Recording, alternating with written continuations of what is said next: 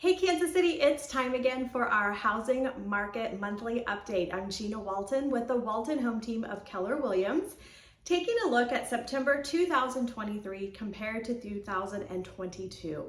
When we look at Kansas City overall, we're seeing 16.8% less homes closed and 20.3% less homes closed in Johnson County.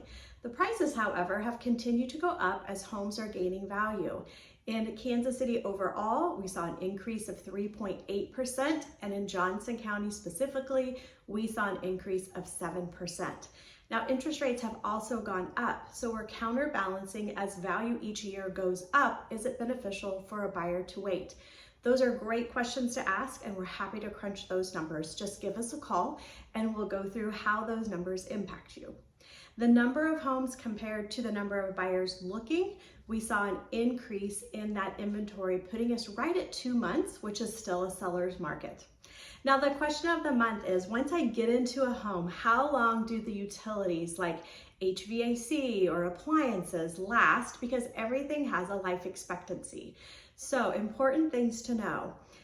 Smoke detectors last 10 years from their manufacture date. So make sure you check the manufacture date on your smoke detectors, and if it's 10 years, have those changed. For HVAC, you can expect anywhere from 15 to 18 years of life expectancy. Appliances are around 10 years, and a water heater is also 10 years. It is absolutely a pleasure to be your real estate specialist for any questions you have on your home, as well as if you're looking to buy, sell, or invest in real estate. Give us a call today if we can help in any way. Have a great day.